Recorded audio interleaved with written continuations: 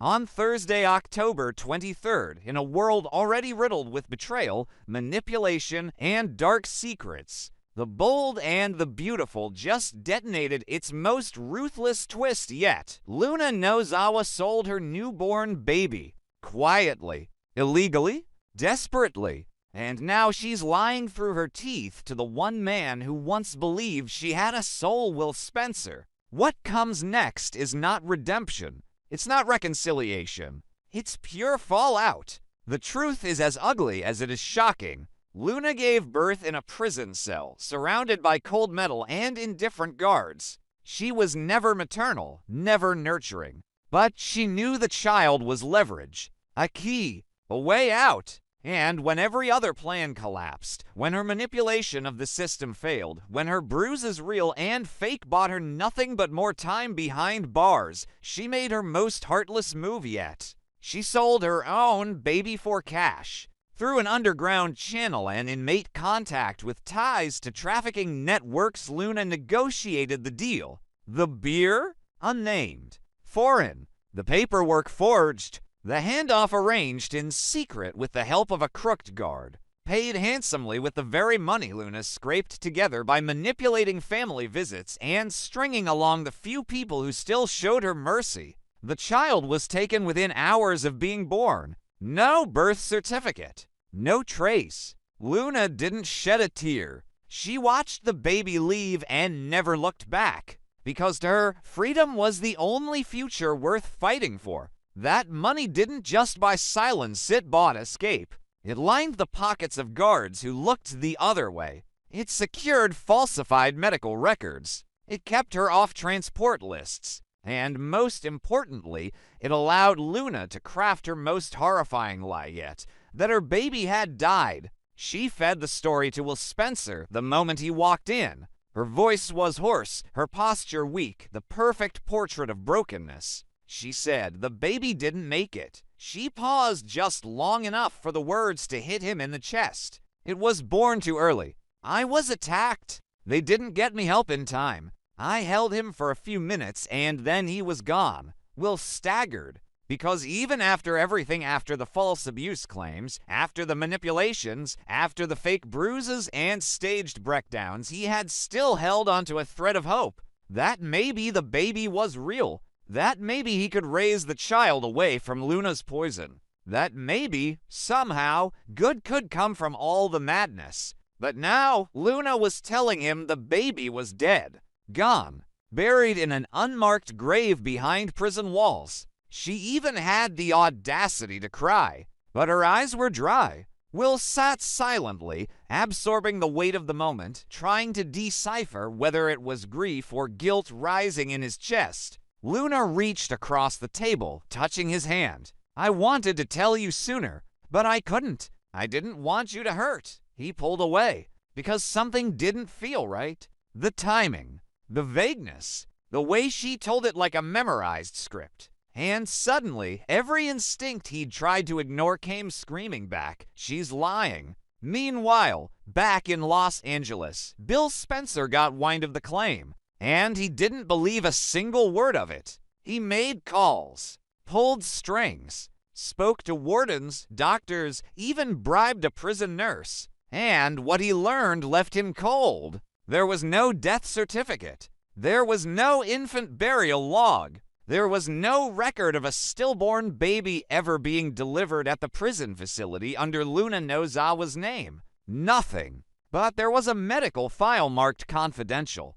Sealed, accessed only by a handful of senior staff and one unidentified third party. That was the crack in the door. And when Bill pressed harder, when he called in favors and threatened to expose corruption in the jail system, he finally got the whisper he needed. The baby was transferred, not deceased, not buried, moved, as if it were luggage. Bill put it together in minutes. The lie, the transaction, the betrayal. And when he told Will, the devastation was instant. A baby is baby or not was gone, vanished, sold. And the woman responsible now looked him in the eye and dared to fake grief. Will returned to the prison the next day, boiling with rage, trembling with disbelief. He didn't wait for permission. He slammed the door open and stepped into the visiting room like a storm. Luna, smiling at first, flinched when she saw his face. "You lied," he said. She blinked. Innocent. Will, he cut her off. "You didn't lose that baby. You sold it." Silence. Dead. Heavy. Thick. Luna's mouth parted, but no sound came out. Will took a breath, chest heaving. "Do you even know where it is? Do you even care?" Luna didn't answer. She looked away. Her silence confirmed everything. Will stepped back. "You think I came here to grieve with you? You think I would forgive this? You're a monster," and for the first time in this entire saga, Luna didn't fight it. Because she knew she'd crossed a line she could never uncross. She had no more angles. No more backup plans. No more tears to weaponize. Her final card had been played, and it backfired. Because Will Spencer, the only man who ever gave her a chance, now looked at her like something inhuman. Back at Spencer Publications, Katie, Bill, and Liam debated what to do next. The story couldn't go public. It was too dangerous, too explosive. But the baby had to be found. Katie suggested hiring a private investigator. Bill wanted to use the FBI. Liam volunteered to help, willing to turn the world upside down to track the child. Hope Logan, upon hearing the news, broke down in tears. Not just for the baby, but for what Luna had become. She was always going to hurt whoever got too close. At Forrester Creations, Steffi found herself staring at Luna's file on her desk. Her past, her lies, her fall. And she wondered how they ever let someone like that into their orbit. Never again, she muttered. Never again, but Luna, back in her cell, wasn't done. She sat alone, whispering names, calculating escape routes, thinking. Always thinking. Because Luna doesn't grieve. She plots. She survives. And even now, after all the chaos, she believes this story isn't over. Not yet. Because in her twisted mind, the child is still hers. And one day, she plans to take it back. The Bold and the Beautiful delivered an explosive episode, and everything is about to fracture. Loyalties are tested, love is stretched to its breaking point, and lies from the past claw their way into the present. At the center of it all is a fiery showdown that fans have been waiting for. Luna Nozawa versus Will Spencer. In a high-stakes confrontation inside the sterile walls of the Los Angeles County Jail, the truth doesn't set anyone free. It burns everything down. Luna is bruised. Literally. Her left eye is blackened, and her cheek carries a swelling welt. But make no mistake, this is a performance. Another stunt. A calculated move in her endless game of manipulation. The bruises were arranged with a fellow inmate, a temporary beating in exchange for commissary privileges. All of it was carefully timed, carefully crafted just in time for the doctor's rounds and, more importantly, just in time for Will Spencer's visit. Because Luna knew he would come, eventually. And when he does, the air shifts. Will walks into the visitor's area, jaw tight, eyes guarded, posture like stone. Luna greets him like a ghost begging for resurrection. She pleads, voice trembling, "I need your help. I can't survive in here. Not like this." She points to her face, her belly. "Your child needs me safe," but Will isn't moved. He sees through the makeup, the act, the emotional manipulation. "You set this up," he says coldly, "just like before. You want me to beg for your release, to fall into the same trap again." But Luna isn't finished. She ups the ante. "Every day you let me rot in here. Our baby is in danger." Will doesn't flinch. He's heard this before. And this time, he isn't playing her game. "Don't act like this is about the child. This is about control. You want to control me, this baby, the story. But not this time." Still, his voice betrays something beneath the surface whirring. Maybe regret. Even love. Because while Luna may be a manipulator, Will is not made of ice. He's still haunted by the image of her lying unconscious after a prison altercation. He's still the one who paced outside the emergency room while doctors monitored her vitals. And he's still the man who once believed in her, who held her, who whispered promises into her hair. And though DNA later proved the baby wasn't his, he'd already made a silent vow to protect it. Because that's who Will is. That's what Luna knows. And she twists that truth like a knife. You said you'd be there for the baby. Was that a lie too? She asks, her voice cracking in just the right places. Will doesn't respond. He stares at her, eyes narrowed, heart racing. He wants to walk away. He almost does, but he doesn't. Not yet. Back in Los Angeles, Taylor Hayes continues her quiet war on emotional chaos.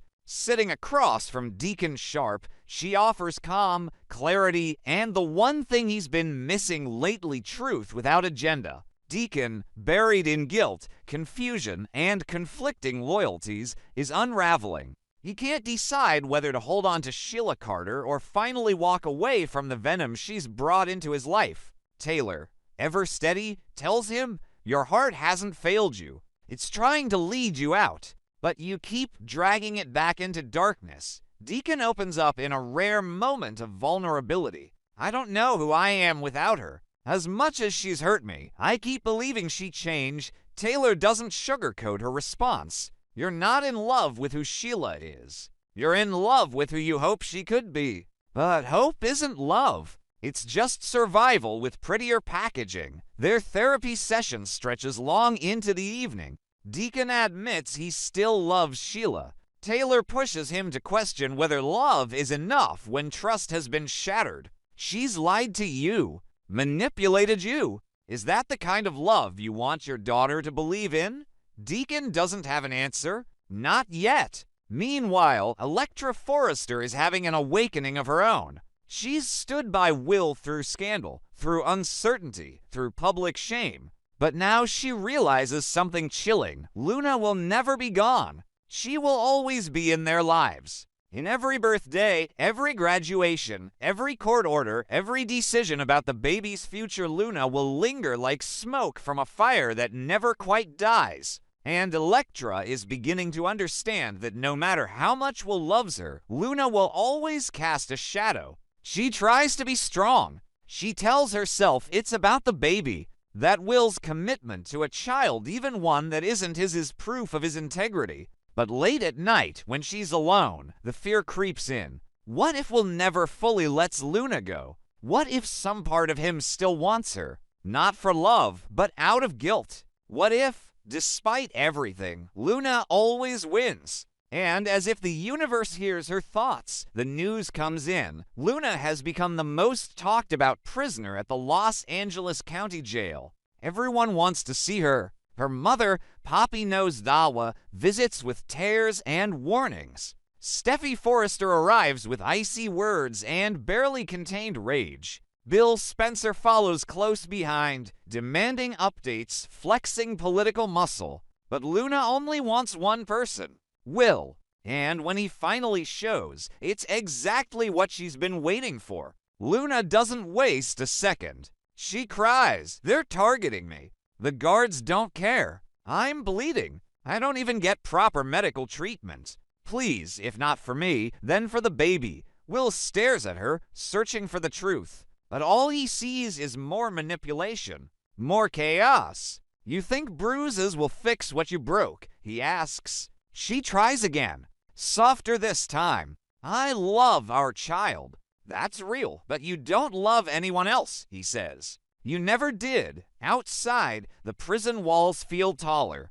the sky grayer. Inside, Luna leans back against the cold plastic of the chair and realizes something for the first time. Will isn't coming to save her. Not anymore. And yet she refuses to surrender. Because Luna knows Zawa is a survivor, a schemer, a woman who has turned every bruise, every betrayal, every setback into another step toward power. And if she has to crawl through blood and lies to get out, she will. Because she still believes in one thing. That baby is her key, her future, her anchor. But the system is closing in. Prosecutors are reviewing her case. Evidence from the staged attacks. testimonies from fellow inmates, surveillance footage. There's talk of new charges, premeditated deception, interference with a federal officer, even abuse of a minor if the pregnancy stunt is proven false. Her 30-year sentence isn't just possible,